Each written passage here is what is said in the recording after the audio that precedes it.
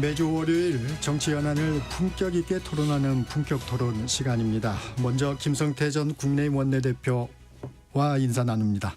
대표님 안녕하세요. 예, 안녕하세요. 예. 홍익표 전 민주당 원내대표께서 지금 열심히 계단을 올라오고 계시는 모양입니다. 먼저 이 얘기부터 해보겠습니다. 예, 지난 주말과 휴일 국민의힘 대선 후보 결정 과정 어떻게 보셨습니까? 사실상 국민의힘 그래도 대한민국 보수 정당 역사의 산실로서 지금 60년 동안 대한민국 집권 세력으로서 대한민국이 세계 10위권의 경제 대국으로 이렇게 성장시키고 나름 자부심과 그 보람으로 네. 국민들에게 늘 신뢰를 받아온 그런 정당이 어쩌다가 이렇게 처참하게 정말 몹쓸 짓을 해서 네. 그 11시간의 그 한마디로 후보 교체 과정은 막장 드라마도 이런 어느 소설 작가도 이렇게 쓰지도 못해요. 응? 전당대회를 통해서 선출된 그 정상적인 후보를 갖다가 그래서 야심한 새벽에 그것도 예? 후보 자격을 막 박탈시켜버리고 그리고 1시간 만에 다시 재입 후보 공고를 통해 가지고 그것도 특정 후보만이 등록할 수밖에 없는 그런 상황을 가지고 그걸 네. 민주정당 공당이 이렇게 정상적인 후보 교체로 이렇게 우리 당원들이 수용할 수 있었겠습니까? 아무리 우리 당원들이 후보 지금 단일화를 통해서 한덕수 후보와의 단일화를 통해서 반드시 이재명 민주당 후보만은 이겨야 된다는 그런 절박함이 있었지만 네. 이런 방식으로 그 절박함을 해결할 수 있는데 결국 동의가 이루어지지 않은 거죠. 네. 말씀하시는 순간에 우리 홍익표 전 민주당 원내대표님이 열심히 뛰어오셨습니다. 죄송합니다. 아침에 선거운동 잠시 하고 오느라고 그러셨군요. 차가 좀 밀렸습니다. 네. 지금 그 얘기하고 있었습니다. 주말과 휴일 정말 그 초유의 국민의힘 대선 후보 결정 과정 어떻게 보셨는지. 지금 숨을 좀 고르셨나요? 괜찮습니다. 예. 네. 어떻게 이번에 보셨어요? 그 국민의힘 그 과정이죠. 그 사실 김성태 대표님하고 저하고 여러 차례 우려를 많이 했어요. 네. 이 방송에서도 과정이 그 제가 보기엔 후보들 예를 들면 한덕수, 김문수 두 후보들의 문제도 있겠지만 더 큰 문제는 사실은 지도부의 문제가 제일 컸습니다. 이 과정에서요.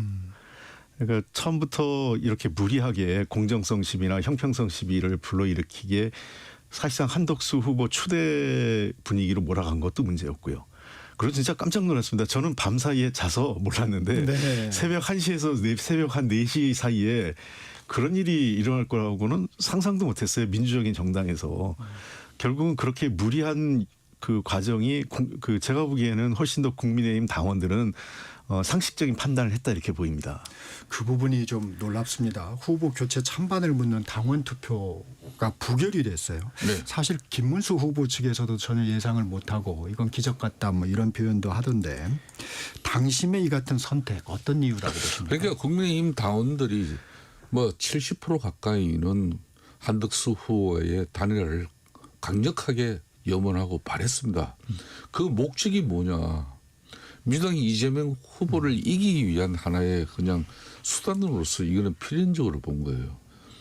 그런데 그 방식이 정당 민주주의를 갖다 훼손시키면서 국민들에게 그러면 우리 보수 진영만 그런 정말 몹쓸짓 볼상사놓은 짓에 우리만 이해하고 우리만 눈 감아서 이게 국민들로부터 이렇게 선택이 우리가 이재명 대통령 되는 걸 막아내면서 우리의 뜻을 이룰 수 있다면은 또 모르지만 우리 당원들의 국민적 상식을 저버리는 그런 당원들이 아니에요. 네. 이건 누가 봐도 지도부가 잘못된 쉽게 말하면 행위를 한 것에 대한 우리가 선거에 말 문제가 생기더라도 나는 심지어 우리가 후보를 못 내는 한이 있더라도 지도부에서 이런 방식으로 후보를 교체하는 것은 동의하지 않는다. 그게 그래도 그나마 우리 당원들이 그래도 건강한 모습으로 살아있다는 방증이 된 거죠.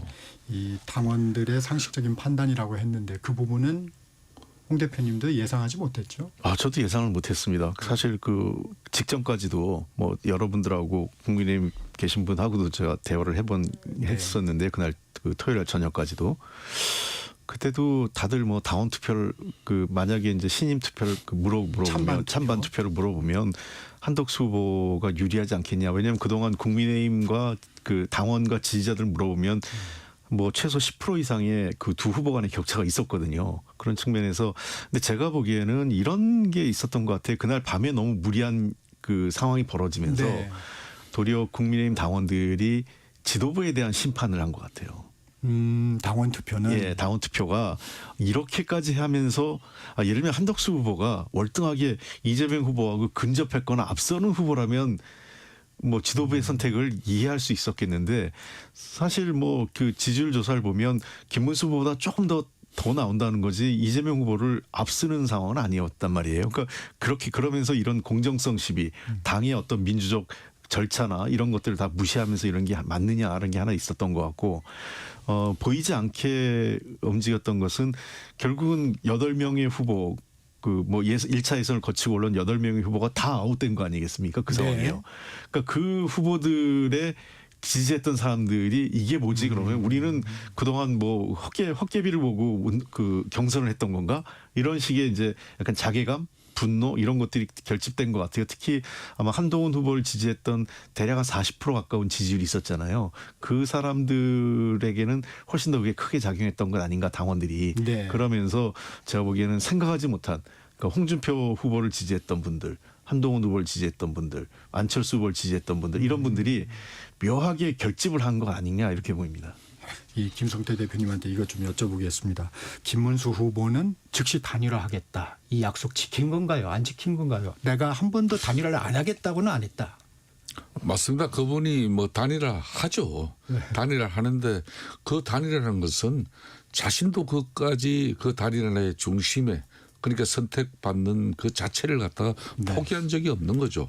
그러니까 이제 국민의힘 지도부 입장이나 윤석열 대통령의 측근 세력들은 그렇게 해서 한덕수 후보를 꽃가마를 태우고자 했지만은 저는 타방에서도 그랬고 이 방송에서도 그렇습니다.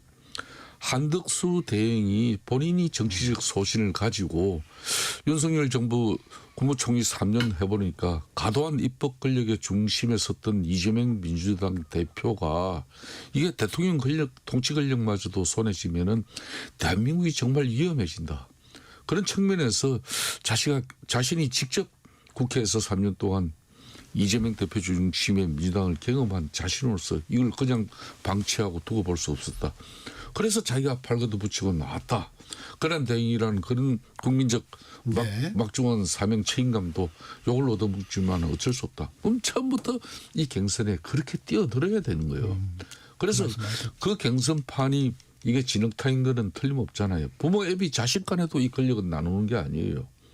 그 치열한 경선을 통해서 선출된 후보가 어느 날 하루아침 총리 뭐 하다가 그런 대응이 사퇴했다고 해서 자기가 공당의 후보직을 갖다 포기하면서 그분에게 이렇게 상납하는 그런 후보가 어디 있겠냐 말이에요. 그러니까 공정한 이제 앞으로 단일화 절차인데 그 단일화 절차도 본인이 시간 끌어버리면 사실상 한덕수 후보는 견딜 뭐 재력이 여력이 없는 거죠. 그걸 알기 때문에 뭐 한덕수 후보 입장에서는 정치가 그런 거 몰랐냐 이거예요. 예? 저는 그런 측면에서 김문수 후보도 단일화를 뭐 당원들이나 국민들에게 천명을 하고 당선됐지만은 그 약속을 그렇게 조속하게 이행하면서 지켜내지 못한 부분에 대해서는 이건 앞으로 선거 과정에서도 대국민 사과를 분명히 해야죠. 우리 당원들에게도. 이게 법적으로요. 네. 즉각이라는 말이 누구에게는 내일 뭐 어떤 결과 끝나고 뭐 24시간이 즉각일 수 있고 어떤 사람은 한 달 내가 즉각일 수도 있어요. 그래서 이런 뭐 어떤 시한을 예를 들면 김문수 후보가 거짓말을 했다고 할 때에는 내가 예를 들면 뭐 5월 뭐 그 11일까지 뭐 후보 등록 전까지 끝내겠다 이런 얘기를 했으면 거짓말이겠는데 그런 게 아니라 즉각하겠다 바로 하겠다라는 얘기는 그 제가 나중에 때 뭐 법이나 판결 이런 거 누구에게는 바로나 즉각이 하루 이틀이고 누구에게는 일주일 뭐 한 달일 수 있기 때문에 이 즉각의 의미라는 것은 상당히 추상적이고 주관적이에요. 그래서 물론 당초 많은 사람들이 예상했던 것보다는 늦어진 건 맞죠. 대부분의 사람들은 경선 과정에서 즉각이라는 의미의 해석은 후보 등록 전후로 생각을 했을 거예요. 그러니까 왜냐하면 그 국민의힘 상식적으로. 후보, 국민의힘 후보 기호 2번을 누구라도 달고 나가려고 특히 그때는 경선을 하면 한덕수 후보가 이길 것으로 예상을 많이 했던 상황이기 네. 때문에 한덕수 후보가 무소속으로 나가가지고 기호 2번 못 달면 어떡하냐 이런 우려가 지도부나 안팎에 있었던 건 사실이고 그런 측면에서 단일화라는 것은 기호 2번을 놓고 단일화하는 거다라는 측면에서 그런데요. 근데 저는 그래서 결과론적으로는 국민의힘으로서는 최악은 피했다 이렇게 봅니다. 네. 왜 최악은 피했냐? 만약 이게 갔으면 가처분 신청 들어가고 예컨대 그렇죠. 그럼 정말 불상사나웠을 거 아니겠어요? 최악의 경우 후보를 못 낼 수도 있었고 그런데 두 후보도 결단하지 못하고 그다음에 그 지도부는 정말 이거를 엉망진창으로 끌고 가는 이런 상황을 그래도 국민의힘 당원들이 해소했다. 그것은 제가 보기에는 그나마 거꾸로 제일 나은 상황이 된 거 아니냐 싶은 생각도 듭니다. 최악의 상황에서. 이 두 분이 당을 이끌었던 원내대표 출신이시니까 이 부분도 좀 여쭤보겠습니다. 요즘에는 법 공부도 많이 하는데 이제 국민의힘 당원까지도 이제 공부를 해야 되는 상황인데 이 후보 단일화가 안 됐다. 그래서 예를 들면 후보를 교체할 수 있는 거 이런 부분은 지금 당헌 74조에 대한 해석 부분이에요.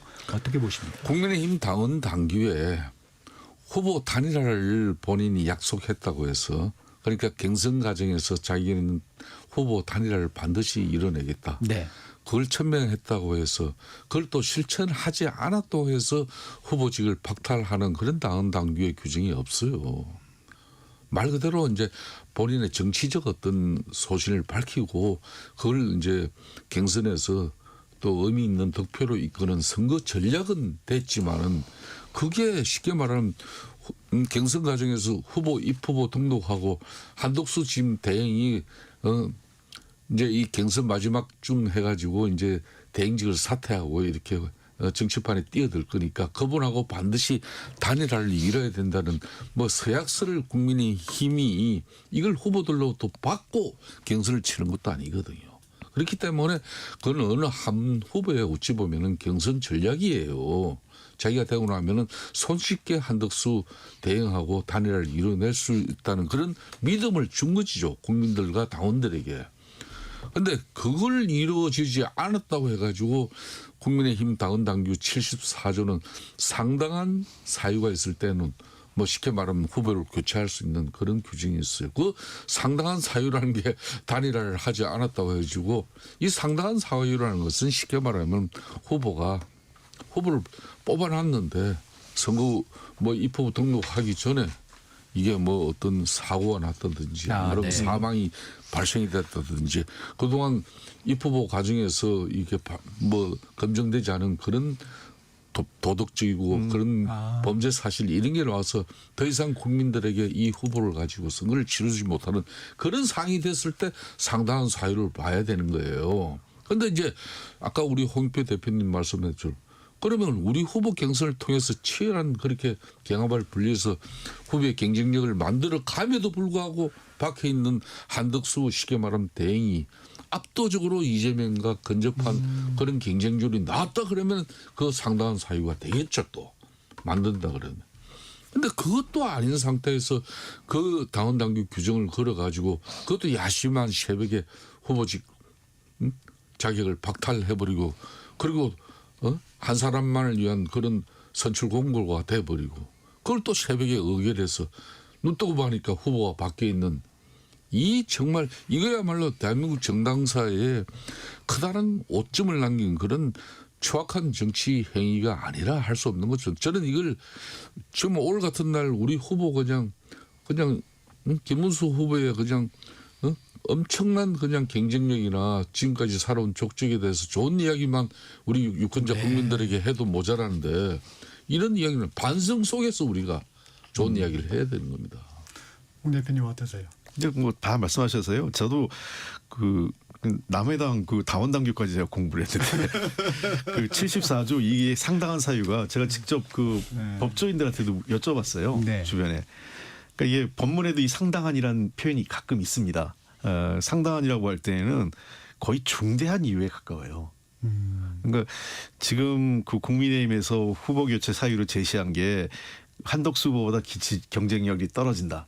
근데 두 번째는 단일화하기로 했는데 약속을 지키지 않았다. 두 가지 다 제가 보기에 해당되지 않는 거죠. 설사 약속을 지키지 않았다고 해서도 상당한 사유가 해당되지 않고 낮은 지지율이라는 것은 후보 교체할 수 있는 이유가 안 돼요. 사실은요. 그러니까 그 만약 이런 방식으로 하면 후보 지지율이 조금 낮고 못 이길 것 같으면 계속 후보 교체한 일이 반복되죠. 정당은. 그게 과거에 그 노무현 대통령 때 그 사실 노무현 대통령 일찍 뽑아놓고 지지율이 도리어 떨어지고 막 이해창 후보한테 도저히 안 될 것 같으니까 당내에 뭐 후보 단위 후 단협이 만들어지고 그 노무현 대통령 후보를 낙마시키려고 이상한 시도가 있었잖아요. 근데 그때도 이런 걸 못한 거예요. 그러니까 후보 본인이 동의하지 않는 한 낙마시키기가 어려운 거고 지금 상당한 사유라고 할 때는 김성태 대표님 말씀하신 것처럼 그 후보직을 수행할 수 없을 만큼의 중대한 어떤 질병 그러니까 이제 병으로 인해서 도저히 후보직을 못할 경우 아니면 정말 몰랐던 중대한 범죄 사실이나 아니면 현행범으로 체포될 경우 예를 들면 뭐 음주운전하다가 교통사고를 내거나 뭐 그럴 일이 있진 않겠지만 근데 그럴 정도로 해서 현행범 체포되면 그걸 후보를 할 수가 없잖아요. 그러니까 이 10명한테 물어와서 6, 7명이 바꿔야 될 한 사유가 아니라 10명이 물어봤을 때 10명 다 이건 불가피한 경우다라고 할 정도가 돼야 이게 상당한 사유가 되는 겁니다. 설명이 충분히 된 것 같습니다. 이 한덕수 예비 후보 평가도 한번 해보겠습니다. 모든 것을 당에 일임하겠다. 다소 권력 의지나 정치 근육이 부족하다 이런 지적도 나왔는데 이제 후보의 이제 이번 결과를 승복했는데 한덕수 예비 후보의 이번 대선 과정에서의 행보는 좀 어떻게 평가하세요? 이 정치라는 걸요. 만만하게 보면은 이 만만한 정치에 있어서 자신이 평생 쌓아온 그 등반과 또 뭐 상대로부터 국민들이나 이런 실망 이런 거 한 방에 다 잃어버리는 게 이게 정치입니다. 윤석열 대통령의 쉽게 말하면은 실패는 정치를 우습게 알았기 때문에 오는 거예요.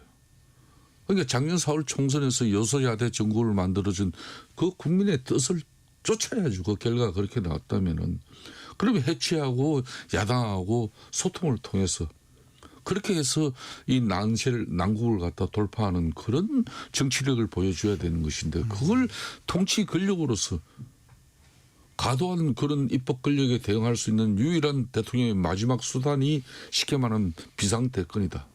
그게 계엄이다. 이런 식으로 합리화시키는 것은 그거는 이미 4월 4일 날 헌재에서 이미 대통령 파면으로 결정이 나버렸어요. 그러면은 지금도 윤석열 대통령은 국민들에게 사죄하고 특히 우리 보수 진영이 이렇게 온전한 5년 대통령 임기를 마치고 다시 본인이 사죄로 돌아가서 그렇게 보수에 참 추앙받는 전 대통령이 이렇게 남기를 바랐지 누가 3년도 채 임기 마치지 못하고 뭘 이기고 돌아왔다는 겁니까? 대단한 잘못을 한 한덕수 거죠. 후보 평가를. 그런 측면에서 윤석열 대통령의 총리직을 맡은 사람으로서 본인이 좋아요. 아까 이야기했듯이 이런 과도한 입법 권력 중심의 이재명 민주당 대표가 대통령 되는 건 막아야 된다. 그런 정치적 소신이 있었다면은 본인 자신의 권력 의지를 떠나가지고 본인 자신을 갖다 한마디로 처절하게 국민들에게 익혀질 수 있는 그 진정성이 있어야 되는데 이 정치판에서는요 꽃가마를 타고 손쉽게 성공하는 사례가 절대 없습니다. 국민은 그걸 허용하지 않아요. 한 번의 실패 내지는 두 번의 실패, 세 번의 실패까지도 하면서 끊임없이 국민들에게 호소하는 그 진정성이 익혀졌을 때 국민들은 좀 모자라고 부족해도 그분에게 기회를 주는 건데 이렇게 손쉽게 그럼 누구에 의해서 손쉽게 국민의힘 이 보수 진영의 후보가 되고자 했습니까? 이분은 분명히 비판받아도 싼 겁니다. 제가 오직하면은 국민의힘 후보 경선 4강에라도 늦게라도 뛰어들어서 그들과 이 진흙탕 싸움에서 동질감을 느끼고 동지애라는 걸 느끼라. 그래야 진정한 보수의 가치와 이념을 가지고 선출되는 후보가 되는 것이다. 근데 왜 손쉬운 생각을 했습니까? 잘못된 거죠, 이거는. 한덕수 전 총리는 이번에는요 명분도 실리도 다 잃었다 이렇게 생각을 합니다. 본인 인생에서 가장 오점을 남긴 마지막 행보가 된 것 같습니다. 누가 그 약간 좀 그 비아냥거리면서 했던 네. 말인데 평생을 임명직만 해서 대통령 후보도 임명직으로 받으려고 했던 거 아니냐 이런 얘기를 그러니까 사실상 그 아무런 경선 과정도 없이 자칫하면 임명직 그 대선 후보가 될 뻔을 했었죠 국민의힘에. 제가 보기에는 그건 정말 바람직하지 않았던 것 같아요. 그리고 저는 왜 그 대통령이 되려고 하는지에 대해서도 목표의식도 뚜렷하지 않았었고요. 그러니까 그 짧은 기간에 그러니까 본인은 아마 총리로 있으면서 대통령 할 생각은 전혀 안 했을 거예요. 그리고 대통령 그 권한 대행이 되고 나서 이제 주변에서 이제 부축이니까 이제 얘기가 나오니까 조금 얘기하는데 처음에는 거의 손살이 쳤거든요. 그렇죠. 네. 그런데 그러다가 어느 순간 이렇게 했을 때는 저는 여기에 기획된 사람이 있다, 세력이 있다 이렇게 보입니다. 그게 누굴까? 이제 지금 뭐 그 정치권 주변에서는 윤석열 대통령 전 대통령과 그 주변 또 친윤 세력들 이렇게 얘기를 하는데 한덕수 후보가 그렇다고 뭐 뚜렷한 경쟁력을 갖고 있는 것도 아니고 그렇다면 그 자꾸 얘기가 나오는 게 결국은 친윤 세력의 일부는 그 이번 대선에서 국민의힘이 승리하는 것보다는 당권을 네. 지키는데 더 그런 얘기가 목표가 나왔죠. 있었던 것 네. 아니냐. 거기에 한덕수 후보가 잠시 그러니까 그 국민의힘 후보로 나와서 잠시 후보로 하고 떨어지면 한덕수 후보라는 사람은 당내 무슨 세력 있는 사람이 아니고 그 연세를 봐서 더 정치할 사람도 아니지 않습니까? 그러니까 그렇게 해서 내보내고 그 구조를 계속 끌고 가려고 했던 건 아니냐. 왜냐하면 대체로 야권에서는요 대선 후보로 당선된 낙선한 사람이 그 당권을 가져가는 경우가 종종 있습니다. 많이 있어요. 그 홍익표 대표님이 말씀해 주셨는데 이번 사태의 본질은 이미 저희 국민의힘은 대선 포기하고 당권에 당권 경쟁에 나선 것이다. 이런 얘기에 대해서는 어떻게 보세요? 뭐 그런 비판이 뭐 그런 또 자주 섞인 목소리도 있지만 거기에 전면적으로 그걸 반박하고 아 그게 아니었다 이렇게 이야기할 수 있는 그런 지금 현재 분위기도 아닌 건 사실이죠. 아니 이게 그래도 이 대한민국 정치라는 것은 보수와 진보의 양날개가 건강한 날개짓이 이루어져야만 먼 창공을 이렇게 날개짓을 통해서 멀리 날아갈 수 있는데 높이 오르고 이게 보수의 날개가 이렇게 사정없이 꺾여버리면은 아무리 건강한 새도 추락하고 말아버립니다. 그게 대한민국 중도층이나 무도층 그리고 합리성을 추구하는 많은 국민들이 그 걱정을 하고 있는 거예요. 저는 그런 측면에서 아니 내년 지방선거를 두고 이 윤석열 전 대통령의 망상에 거기에 또 추종하는 세력들이 당의 중심축을 이루고 그 친구들이 또 이번 대선 전략을 수립해서 이런 두 번 다시 한마디로 국민들에게 씻지 못할 그런 대한민국 정당사에 오점을 남기는 이런 보수 정당의 모습을 국민들에게 우리는 보여줘 버렸어요. 그 최종적인 목표가 당권 앞으로 이번 선거는 지더라도 당권이라고 하면은 앞으로 이제 김문수 지금 후보나 김용태 이제 비대위 위원장은 그 세력들부터 척결을 해야죠. 예? 저는 뭐 그럴 일은 없다고 보지만은 대체적인 지금 현재 우리 당이 왜 이렇게 망가졌나 이걸 진단하는 많은 정치 평론가들이나 언론들의 사설 칼럼이 그걸 방증하고 있는 거죠. 요즘 제가 정치권에 대해서 이런 분 얘기하는 분이 참 많아요. 정치권 염치가 없어요. 그러니까 그리고 책임지지 않는다. 사실 이 정도 물론 이제 권영세 비대위원장이 사퇴는 했습니다만 네. 그 이런 상황이 오는 데까지 저는 이런 것 같아요. 국민의힘이 그 윤석열 대통령이 비상계엄을 하는 것도 막지 못했고 그다음에 그 막지 못한 사실은 뭐 그 총리가 그 당시 가장 그 중요한 역할을 하고 있었던 총리가 막지 못한 총리가 대통령 후보로 나오겠다라는 것도 제가 보면 염치 없는 짓이었고요. 그리고 두 번째 그래서 탄핵까지 됐잖아요. 그러니까 탄핵 전까지는 그렇다 치더라도 탄핵되고 나면 법적 그 판결이 난 상태고 이제는 그 국민들께 뭔가 낮은 자세로 사과하고 그에 대해서 책임지는 사람이 있어야 되는데 제가 몇 번 이 자리에서 했지만 소위 그동안 호가호위했던 사람들이 우리가 잘못했다. 우리가 대통령 잘못 모시고 정권 운영을 잘못하는데 우리 책임도 있다고 하면서 백의종군 내지는 뭐 불출마 선언하는 사람이 하나도 없다는 것도 전 놀랍습니다. 이런 상황에 대해서도 아무도 제가 이쯤 되면은 뭐 한 다섯 그 소위 친윤 핵심이라고 얘기하는 대여섯 명 정도는 백의종군 선언을 하면서 불출마 선언 정도를 해줘야 이 당내 숨통이 트이는 거거든요. 근데 그런 것들이 전혀 없는 거예요. 그냥 당이 어떻게 되든 뭐 정권이 어떻게 되든 뭐 이런 거 관계없이 나는 나의 국회의원 뺏지 않아 지키겠다. 이렇게 정치에서는 전 안 돼요. 그러니까 지금 물론 뭐 민주당에 대해서 그런 얘기하는 분들이 있기 때문에 전 뭐 그 네. 모든 그 정치권 전체가 다 그런 얘기하는데 그 정치를 저는 그래서 비루하게 하면 안 된다 생각합니다. 이번에 권영세 비대위원장 자리에 초선인 김용태 비대위원을 내정하고 사무총장의 박대출 의원 4선이죠. 네. 그 부분은 좀 어떻게 평가하십니까?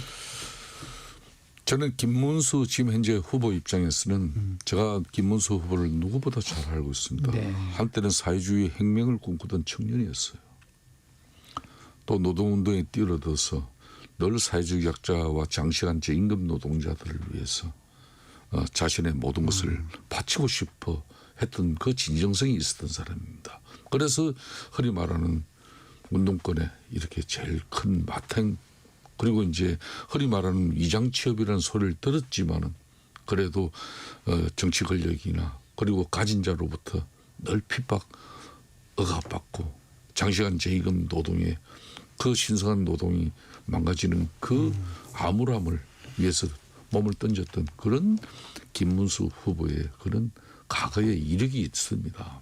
이 사람이 비록 자신이 후보가 되는 과정 속에서는 국민의힘 당내 때로는 윤석열 대통령을 적극적으로 지지하는 그런 강성 지지층뿐만 아니라 정통적인 보수의 이 지지층으로부터 자기가 후보의 지위를 확보하기 위해서 그렇게 해서 처신을 했는지 모르지만은 지금 우리 당이 안고 있는 이 문제점에 대해서는 이걸 또 극복하고 돌파하지 않고서는 결코 중도 무당층의 그런 합리적 국민으로부터 선택받을 수 없다는 걸 누구보다도 잘 압니다. 그렇기 때문에 35살의 청년 정치인 김용태 의원에게 이 당의 매운을 맡긴 거 아니겠습니까? 제가 그런 측면에서 오늘 아침에도 제가 새벽에 일치 그 김용태 우리 네. 의원에게 제가 참 소통을 했어요. 네. 그 제가 다른 내용이 아닙니다. 저는 안부도 생략한 채 한 말씀 드렸어요. 마지막 기회이고 지더라도 의미 있는 시간을 가질 수 있는 그런 골든타임의 중심에 당신이 서 있다. 피도 눈물도 없이 이를 악물고 독해져야만이 절체절명의 이런 보수를 지킬 수 있다. 지금의 보수는 결코 보수가 아니다. 네. 단죄해야 한다. 윤석열 대통령의 포켓 정당 이미지를 끝장내라. 또 국민에게 사죄하고 또 사죄해야 된다. 여전히 측근들이 당의 중심에 서서 당을 지락펴락하는 그 모습은 파렴치 그 이상 이하도 아니다. 네. 이거 청산만이 살 길이다. 그걸 제가 호소했어요. 본격 토론 잠시 쉬었다 가겠습니다. 전격 시사 2부 여기서 마치고요. 잠시 후 3부에서 본격 토론 이어집니다.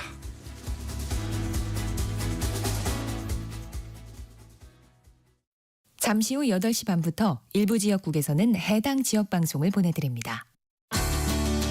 워렌 버핏은 가치 투자, 필립 피셔는 성장주 투자, 피터 린치는 장기 투자. 방법은 달라도 목표는 하나. 성기영의 경제쇼가 성공의 길로 안내합니다. 깊이 있게, 명쾌하게, 지금 이 시대 경제에 관한 모든 것을 알려드립니다. 평일 오후 4시 5분 성기영의 경제쇼와 함께하십시오.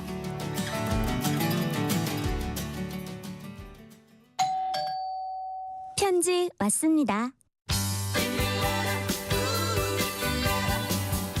퇴근길 지친 당신에게 힘이 되는 뉴스를 전해드립니다. 매일 저녁 5시 5분 당신과 함께 읽는 세상 이야기 KBS 1라디오 뉴스레터 K. 지금 시각은 8시 30분입니다. KBS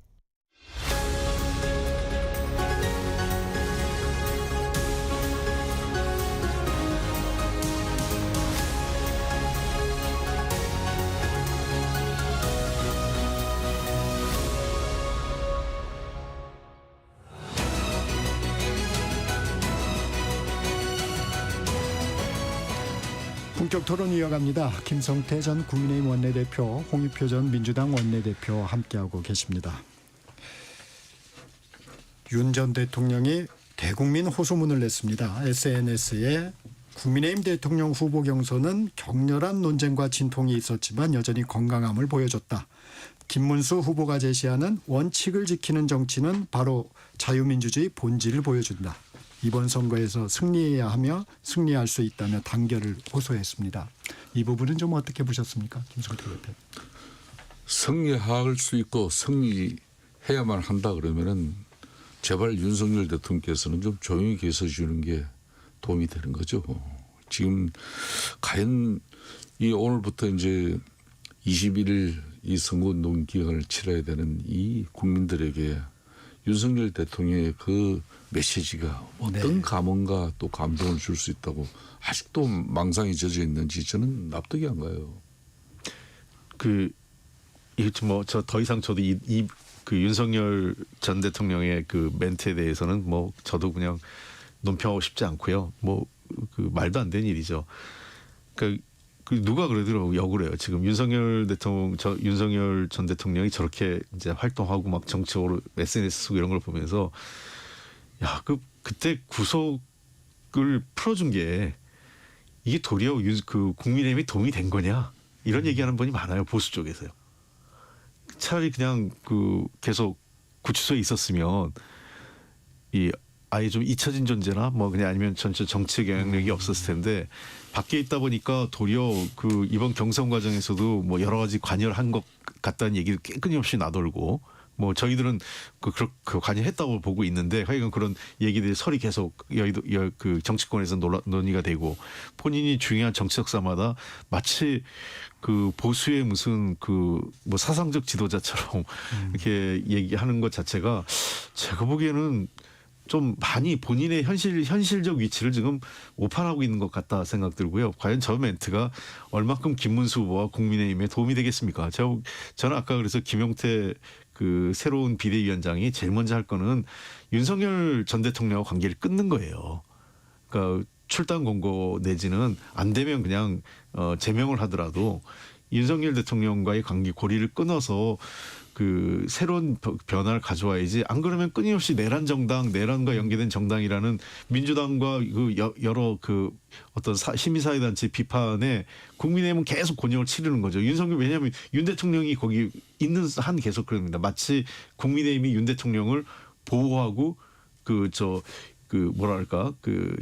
지지하는 것처럼 모양새를 붙일수록 저는 이번 대선의 승패를 떠나서 선거야 한 번의 대선 물론 대선 중요한 선거지만 병가지 상사입니다. 그 선거에서 승패는. 근데 앞으로 1년 후에 지방선거 또 3년 후에 총선 등등 여러 가지 선거가 줄지어 있는데 저는 윤 대통령과 관계를 제대로 끊지 못하면 국민의힘이 정말 극우 정당에 대한 타이틀, 내란 정당이란 타이틀, 그리고 앞으로 경쟁력 없이 보수의 지위, 보수 세력의 재편에 있어서 굉장히 주도하는 세력이 아니라 끌려가는 세력이 될 것 같아요.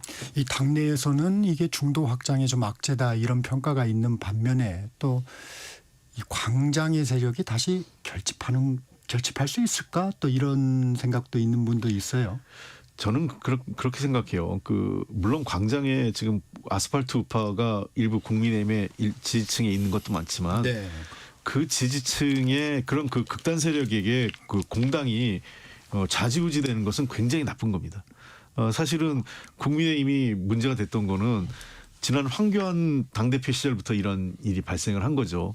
사실은 아스팔트 극우 세력들 또는 뭐 일부 종교, 정광훈 목사를 비롯한 일부 종교단체 세력들하고 연계된 사람들이 당권을 지었고 대선 후보가 된 거예요. 3년 전에 거슬러 보면요. 그때 홍준표 후보가 민심에선 이기고 당심에서 진 거예요. 그렇죠. 그 당시에도. 사실은 그때 많은 사람들이 홍준표 후보가 올라왔으면 본선에서도 무난히 이길 수 있다라는 게 국민의힘 쪽의 상식적인 판단을 했던 분들이 생각이었어요. 근데 아스팔트 우파는 반대 선택을 한 거죠. 윤석열이라는 사람을 선택을 했던 거였고 지금도 계속 한동훈 대표를 쳐내는 과정 또 여러 가지 과정들이 저는 이 아스팔트 우파들에 휘둘려 가지고는 저는 국민의힘이 모르겠어요. 그냥 뭐 한 지지율 한 20-30%의 정당 보수 그 극단적인 세력에 좌우된 정당으로서의 명맥을 유지할지 모르겠지만 다시 집권할 수 있는 정당으로 가기에는 이번에 그 관계를 정리하지 않으면 어렵다고 봅니다. 한동훈 전 대표도 절연해라. 윤 대통령 출당 조치가 필요하다 그랬는데 가능할까요? 불가능이 어디 있습니까? 정치판에서. 정치판에서는 특히 대선을 목전에 두고 이기기 위해서는 정말 복망산천에 있는 조상을 찾아가서라도 한 표 한 표 이렇게 도와달라고 이렇게 간절하게 김문수 후보가 업소합니다. 탄핵을 반대했기 때문에. 네. 저는 그런 측면에서 우리가 이제 6월 3일 날 그래도 최종적으로 의미 있는 성적표를 손에 쥐려고 하면은 그러니까 절대적 입법 권력의 중심에 서서 탄핵을 남발하고 또 폭력적 어떤 독단적 입법 행위를 통해서 행정부를 거의 무력화시키는 그런 과도한 입법 권력 국민들이 지켜봤습니다. 또 타협하지 않는 대통령의 이 통치 권력의 문제점에 대해서도 국민들이 너무나 잘 알아요. 그러면 이재명 진 민주당 후보랑 같은 그 과도한 입법 권력의 중심에 서서 3년 동안 윤석열 대통령과 대척점을 가지고 또 이 사람이 또 손에 대통령 5년짜리 행정부의 수반이 되어서 통치 권력마저도 손에 쥐어버리면 아직까지 대한민국 국회의원의 임기는 3년이나 넘게 남았는데 그러면 그 기간 동안에 대한민국이 어떻게 될지 이걸 걱정하는 국민들이 왜 없겠습니까? 엄청나게 많죠. 그러기 위해서는 우리가 건강해져야 된다는 겁니다. 국민의힘이 뼈를 도려내고 살을 정말 도려내는 그 아픔을 겪더라도 자정 노력을 통해서 우리가 이렇게 변화하면서 윤석열 대통령의 개헌과 또 내란 행위에 대해서는 잘못됐다. 이렇게 우리가 사과하고 그런 측면에서 윤석열 대통령을 성급히 하고 지원해야죠. 지원내고 또 그렇게 함으로써 우리가 달라진 모습을 가지고 우리 후보의 이미지와 정책 비전을 우리 국민들에게 읽혀지게 해야지. 그걸 22일이기 때문에 짧은 시간 동안 뭘 할 수 있겠나 이러면은 그냥 이 불을 보듯 뻔한 거죠. 저는 그런 측면에서 이재명 대표가 국민들의 이번에 또 선택을 받으면 대한민국의 미래 정말 위험해질 수 있다는 이 절박함을 국민의 힘은 만들어내야 돼요. 네. 우리의 헌신과 희생 없이 어떻게 국민들에게 이재명이 그냥 그 엄청난 사법 리스크를 안고 또 대통령 당선되면은 대통령 재판 뭐 중지법을 만들어 가지고 이런 걸 이미 국민들 다 지켜봤지만은 그 이재명 후보가 대처하는 민주당 방식에 국민의힘은 그냥 지난 3일 동안 후보 교체 이런 엄청난 막장 드라마만 보여준 거예요. 그러니까 끊임없이 이재명 후보의 독주는 이루어지고 있는 겁니다. 저 자꾸 이제 이재명 후보의 독주 얘기를 많이 하는데 저는 그렇게 생각하지 않습니다. 뭐 이재명 그 후보가 지금까지 물론 뭐 이런 그 많은 곡절도 있었고 그렇게 하지만 기본적으로 매우 실용적인 생각을 갖고 있고 사고의 유연성이 많으세요. 그 최근에 중도 그 보수까지 외연 확정을 하려고 하는 것 자체가 저는 상당한 진정성을 갖고 있고 그리고 본인이 진짜 많은 고민하는 게 단순히 그 특정 정당의 대통령이 아니라 대통령이라면 국민 모두를 대변할 수 있는 그리고 국민 모두에게 공감할 수 있는 대통령이 되기 위해서 상당한 고민을 하고 있습니다. 그리고 지금 야당 시절에 윤석열 정부를 견제하기 위해서 민주당이 했던 행태하고 집권 여당이 됐을 때에는 그런 행태가 반복되리라고 생각되진 않아요. 그러니까 그건 전혀 다른 얘기죠. 그래서 훨씬 더 민주당으로서는 굉장히 부담이 큽니다. 무한 책임이기 때문에. 그러니까 입법 말씀하신 대로 의회의 다수 의석을 갖고 있고 행정 권력을 갖게 되면 누구 탓을 할 수가 없잖아요. 그러니까 윤석열 정부는 야당 때문에 못했다. 그런 변명이라도 핑계거리를 찾았는데 뭐 우린 핑계거리를 찾을 수가 없기 때문에 그렇죠. 함부로 그러니까 훨씬 더 지금보다는 절제되고 겸손하고 그다음에 뭔가 일 처리에 있어서 유연하면서 그 능력을 발휘하기 위해서 굉장히 고민을 할 거라고 생각을 합니다. 그런 부분에 대해서 저는 그 제가 옆에서 지켜본 이재명 후보를 한번 의심하지 않습니다. 굉장히 잘 그런 부분에 대해서 사려 깊게 행동하실 거로 생각합니다. 네, 빅텐트 얘기 좀 해볼게요. 네. 김문수 후보 광폭의 빅텐트를 통해 국민 통합이 중요한 때라고 했는데 이 부분이 이제 단일화부터 조금 막히고 있어요. 그렇습니다. 이제 원래는 이제 국민의힘 대선 전략이라면 우리 당 후보는 이제 쉽게 말하면 집토끼에 치중하고 가령 한덕수 이제 후보 같은 경우는 예형 중도의 예형을 넓혀 나갈 수 있는 그런 뭐 산토끼를 비유한다 그러면은 그렇게 해서 단일화가 필요한 건데 이 단일화가 쉽게 말하면 국민들에게 감흥과 감동을 주는 그런 단일화가 못 됐기 때문에 네. 이미 사실상 한덕수 중심의 빅텐트 그 출발은 이미 끝났다고 해도 과언이 아니죠. 이제 남은 것은 이제 범보수 단일화. 그런 측면에서 개혁신당 이준석 후보와의 의미 있는 단일화를 가져가려면은 이건 정말 쉽지 않아요. 이미 그러면 개혁신당의 이준석 대표 후보 입장에서는 본인이 정말 보수를 위해서 헌신하고 희생하고 싶다 하더라도 우리 보수의 본산인 국민의힘이 달라진 뭔가 모습이 보여야만이 자신의 어떤 헌신과 희생의 그 가치를 보람을 찾을 수가 있는 건데 아무런 우리가 담보를 해줄 수 없는데 그 사람이 그렇다고 해서 이재명이 민주당 후보가 대통령 되는 것만은 막아야 된다는 그런 본인도 처절함 가지고 있죠. 그렇다고 해서 지금 이 상태에서 이 빅텐트를 뭐 이준석 후보 빠진 뭐 빅텐트 무슨 의미가 있겠습니까? 지금 현재 이번 조기 대선 같은 경우는 7명의 후보밖에 안 되는데 가장 역대 대선 중에서 후보가 제일 적어요. 그나마 의미 있는 뭐 국민 지지율이 나오는 게 지금 이재명 그런 김문수 후보 뭐 이준석 지금 현재 후보인데 그런 측면에서 앞으로 단일화 정말 쉽지 않습니다. 어떻게 보세요? 어려울 거로 봅니다. 일단은 뭐 이낙연 전 총리 같은 경우는 빅텐트의 대상이었는데 전혀 그렇죠. 하지 않겠다고 지금 이제 사실상 관여하지 않겠다는 식의 네. 의사표시였잖아요. 그리고 이준석 후보 입장에서도 빅텐트 이게 뭐 그 후보 단위라든 연대할 이유가 하나도 없습니다. 그러니까 예를 들면 연대했을 때 승리할 수 있으면 모르겠는데 그렇지도 않고 그리고 굉장히 국민의힘에 나쁜 추억이 있는 거죠. 당대표를 할 때 그 강제로 자기가 쫓겨난 거 아니겠어요? 이번에 김문수 후보 과정이 똑같이 재연됐다고 하면서 아 내가 당해봤어 더 잘한다 이런 얘기를 언론에서도 얘기를 했어요. 이준석 후보가.